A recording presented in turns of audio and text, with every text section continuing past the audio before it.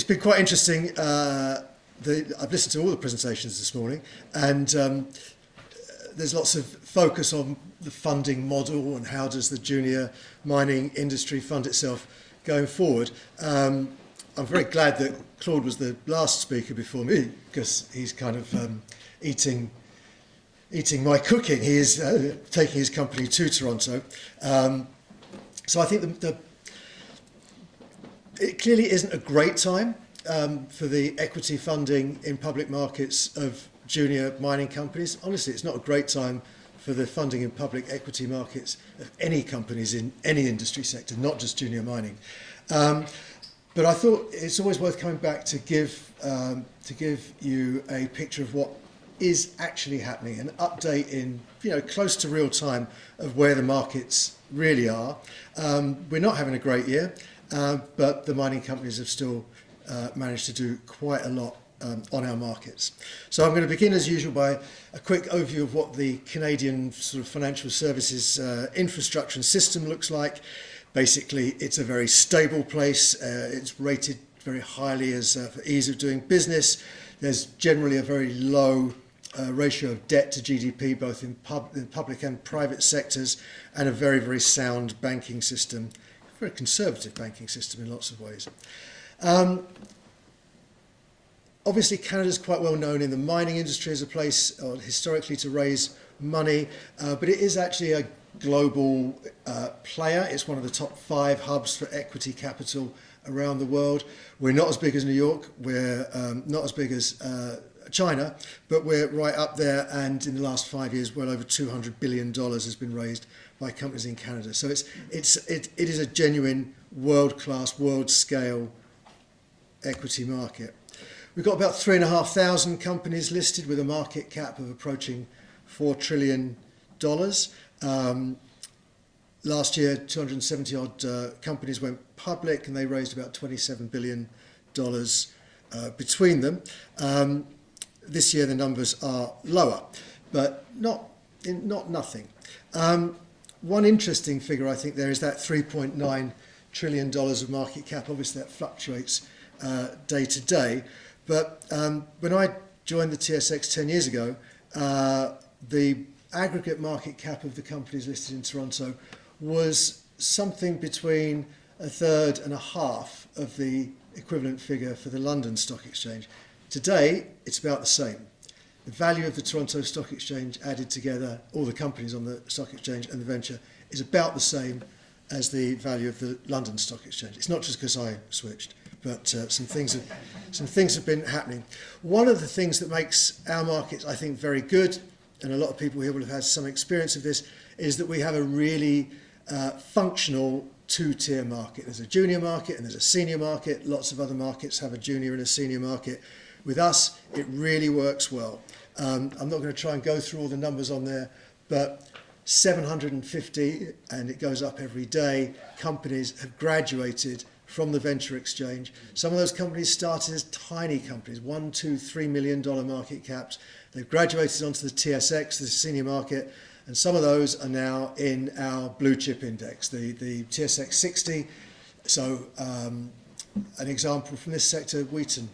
Wheaton started as a tiny little $2 million venture company. Another company, perhaps a bit more recent, that might be in some people's minds, Sigma Lithium.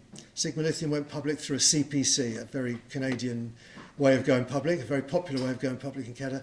They went public with a market cap, I don't know, $10 million. They're a $5-6 billion company now, listed with us and on NASDAQ, and a very significant new arrival in the mining industry and in the lithium sector particularly. So the junior senior market structure in Canada actually works. Companies start small, they get the opportunity, the processes, the structures, the rules and regulations to help them grow. They have to do the growing, but we put the stuff around them to allow them to do that, and if they grow and when they grow, they do graduate onto the senior market regularly, frequently.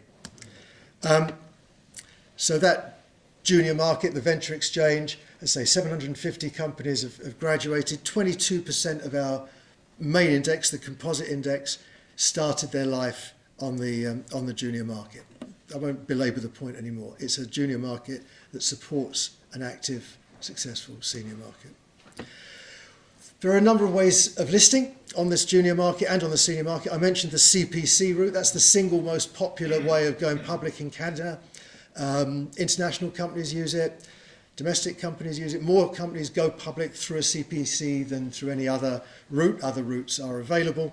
A CPC is essentially a small, clean, purpose-built cash shell that has its express purpose of life is to find an operating company that it can bring onto the public market. It's used all the time. It has lots of advantages for small private companies who are thinking about going public. It saves them some time. It saves them some cash. It reduces the pricing risk always inherent in going public.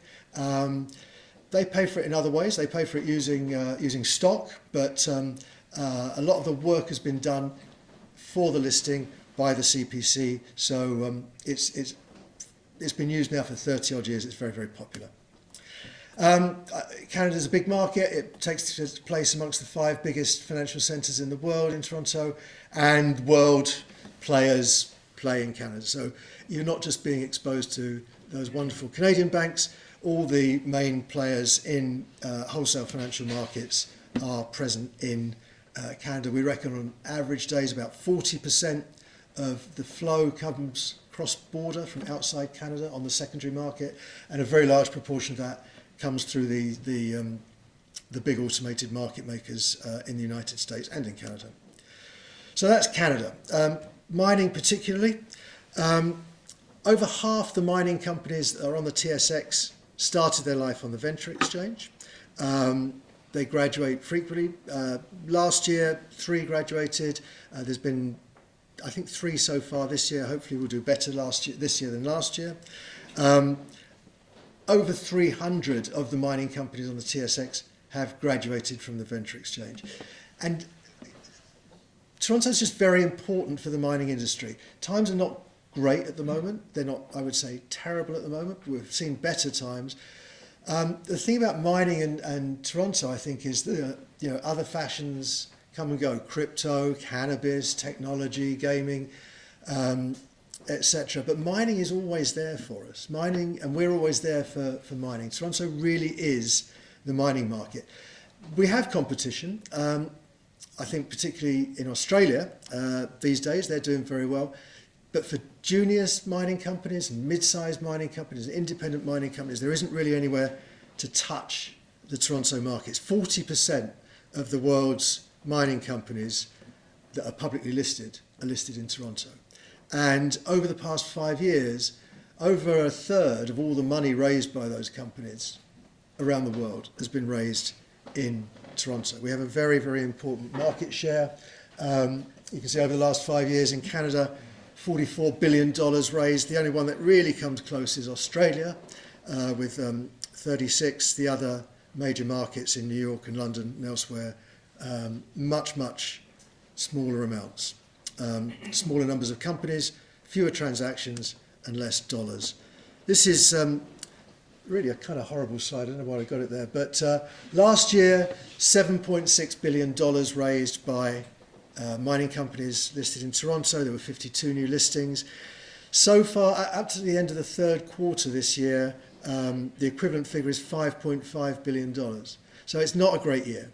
But even so, $5.5 billion raised by our listed issuers in the mining business in Canada. And of that, about $2.5 billion was on the junior market, on the venture, and about $3 billion on the TSX. The number will be a little bit higher than that now. Those figures are up to the end of September. That didn't really come out very well, did it? Basically, the idea is to show that about half of our listed issuers have gold mines or gold projects, but all the other major mineral resources are also represented on our markets. And we have our companies are operating all over the world. I have a big, this is the short deck, you'll be glad to hear. I have a long deck, but we have slides like this that really delve into the geographical reach, the the different diverse locations of the projects that our listed issuers are financing in Toronto. That one's Latin America. We could bring that, I have other slides that focus on Chile or on Brazil or on Colombia. The same for Africa, same kind of thing. But money's being raised. So last year for companies with mining projects in Africa, almost $650 million raised. It's a global mining market. I mean, mining, it's great. It is one of those genuinely global industries, isn't it? An ounce of gold or a pound of copper is fully fungible with every other ounce or pound.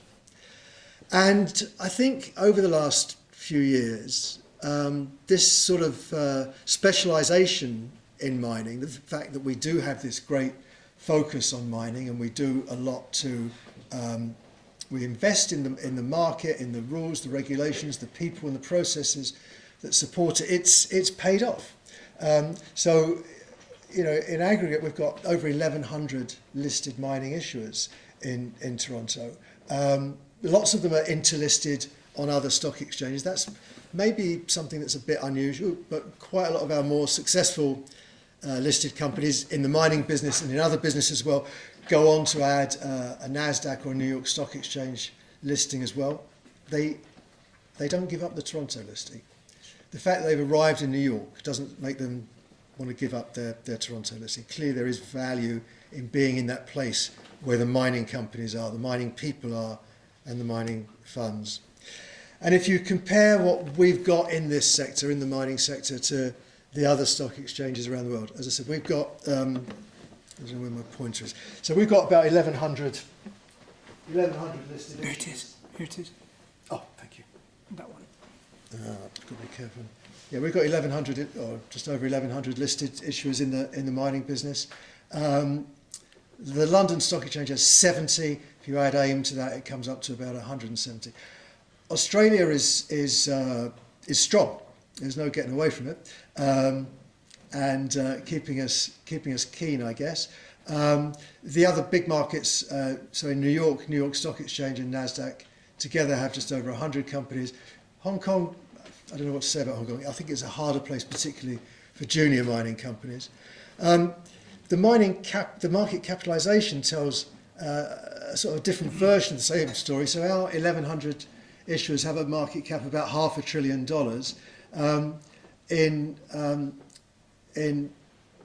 In London, a much smaller number of companies also have a market cap of about $500 billion. So I think London still works quite well for the larger mining companies. Obviously, the average market cap of the London listed issuers is significantly higher.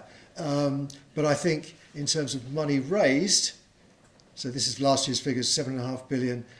London, much lower. Australia, very close to us. And in the number of companies and in the number of financings, the difference between Toronto and Australia are kind of rather similar to each other, but the difference between Toronto and London is quite dramatic, I think, and seems to be getting more dramatic. So, as you might guess, I'm not Canadian, I'm British, and as a Brit, this slide makes me very sad because this is a 20-year chart. I pulled this from the FT earlier this year, and if anyone wants to chase it down, the URL for where it came from is there. It's a pretty crude metric, but it's not a bad rule of thumb. This measures the market cap of a stock exchange relative to the GDP of the country where that stock exchange is. This is a 20-year chart. And over the past 20 years, Canada's done well, the United States has done well, Australia's done well, France has done well. Lots of other markets have done well. I didn't want to confuse, well, I guess the FT didn't want to confuse this one too much. So you could look at Germany or you could probably look at Japan, and basically there's been growth, reflecting, I guess, global economic growth over that 20-year period. And London, well, the UK, is quite different. So as a Brit, that makes me rather sad, but I've got a hedge because I work for the Toronto Stock Exchange, so I'm happy about that. I don't really want to go into why it's happening. There are various theories. One thing that I would say that we do in Toronto is we invest in the market. We're constantly looking for ways to improve the market.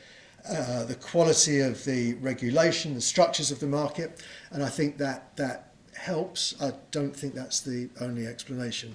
But I do think that the relative importance for mining companies of London and Toronto has changed a lot. And that's all I'm going to say, because I want my lunch, and I'm hoping there's going to be some horrible questions from that. But thank you very much.